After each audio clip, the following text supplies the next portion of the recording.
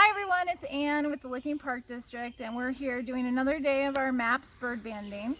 Again, if you want to get a summary of what bird banding is, we have other videos that you can look back on. But today we're just going to feature some of the species that we catch. So as you can see, I have one in my hand right now. This is in the bander's grip, and we're going to switch the camera angle so you can see it a little bit better. But this is a rose-breasted grosbeak. This is a male. Now I'm going to put him in the photographer's grip. He might flap a little bit. I want to get him safely in this grip. And he's going to give me a bit of a bite. And they're called grosbeaks because they have these big, thick beaks here. We know is a male because he's black with, you can see some reddish underneath the wing. And then this reddish marking on the breast here, which is why they're called rose-breasted grosbeak. But you might notice that it's not very bright or a solid patch, and that's because this is actually a second-year male. This male hatched last year, and we know that also by looking at the wing, and you can see how dark and black it is here. But if I open this wing a little bit, you're going to see that the flight feathers, here, we'll do it this way. The flight feathers, you can see there's a couple shorter ones right here, and they're actually coming in. Those are going to be black, and eventually right now, as he's going through what's called basic molt, he's going to eventually molt all of these wing feathers, and they're all going to grow back in black. But because they're so faded and brownish, these old feathers, we know that this was hatched last year, and he didn't have those adult black flight feathers at the time. So that's one way. And then again, just because he's not a solid black, he doesn't have a really bright rose breast patch. So that's how we know. Now we also, at the same time we caught him, we caught a female and a juvenile. So I'm going to let him go, and then I'm going to get the female out to compare. So here he goes. You can see that white rump patch. And now you can see we hold the birds while they're being processed in between in these bird bags. That keeps them nice and calm and safe. We've got all sorts of different colors because we have volunteers make these for us. And I'm going to reach in and make sure I get the bird in the bander's grip in the bag so it's nice and safe. And then we're going to come on out here. So this is a female, and right away you should notice some pretty big differences.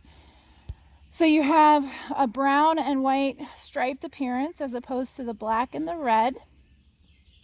And as I switch her again to the photographer's grip, I'm going to smooth her out a little bit, and yeah, they can be noisy, but you can see just a much different look. One of the neat things is that the underwing on females is a different shade. So it's not red like the males. It can be a yellowish to a salmon color. So we've had them for a while, so I'm going to let her go. And then I'm going to get the juvenile out as well. So you can see even a third variation. So the young ones, the hatchier birds, are going to look more like females. There are certain ways to tell if it might be a male. But you can see this one here. And again, they've all been banded already. So this is a young one. And just very similar to the female, a little paler on the head actually. And look at this nice bright yellow. I know. And then one other thing, a little stress molt there, is you can see how fluffy these undertail feathers are. And that's an indication that this is a juvenile or a hatchier. So we're going to let this one go as well and join its parents.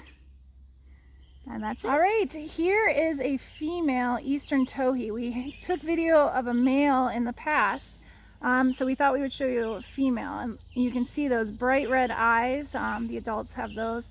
Females are this really pretty kind of chocolatey color, and they have that rufous under the wing here. The males, on the other hand, would be black, where this one is brown. Again, in the sparrow family, this is one you might see at feeders, but more on the ground, getting seed underneath. And you'll also prefers kind of shrubby habitat. So I'm gonna let her go. She's a little hot, it's getting warm today, so we're holding them for a shorter amount of time. Oop, and she's off. Yeah. Today we caught another woodpecker species. This is a juvenile, so it's not as apparent as in terms of what it is as an adult would be. This is a juvenile red-bellied woodpecker. He's a little noisy. We know it is a boy because even this young, there are some reddish feathers starting where a male would have red feathers as an adult.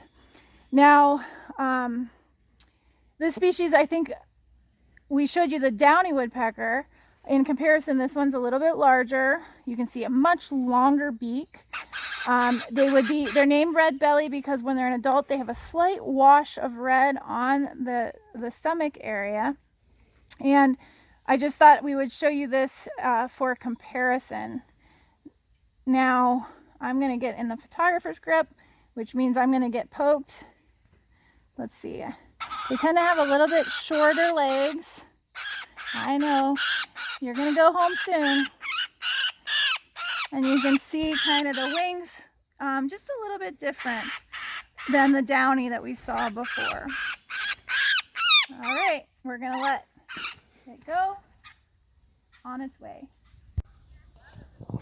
So this is a new species. We actually had 4 in the net at one time, and she is not very happy with me. As you can see, she's biting quite a bit. So we're going to make this quick. This is a female Baltimore Oriole, and it was quite fun to get a number of these in the net.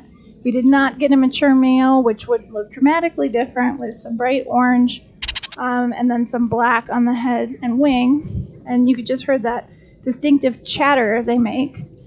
So this is going to be quick, like I said, but I did want to take the opportunity to show you this bird.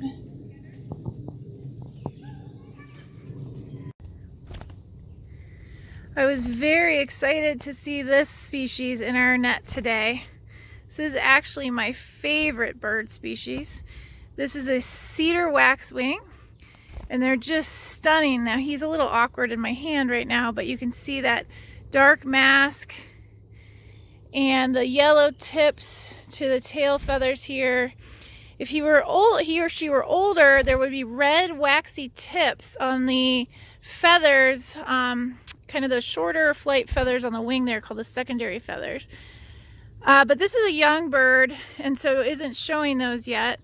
And then one of the other ways I would be able to tell if it was male or female was how much black is on the chin.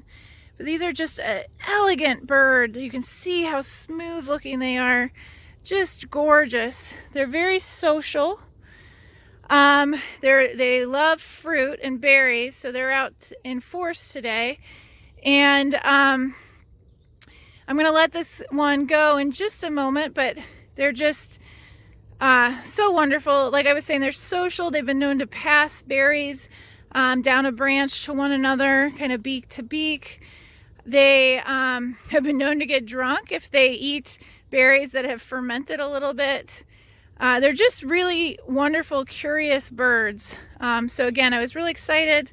I'm going to let this one go. I only have kind of the 2 hands, so I'm going to have to turn off the camera to release this one.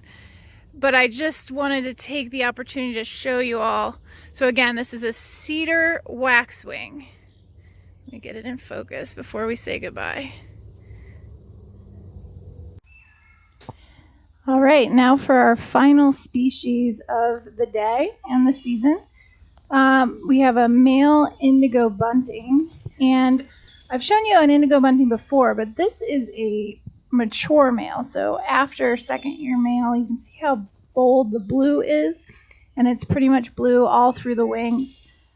So I just wanted to take a second to show you him before I let him go.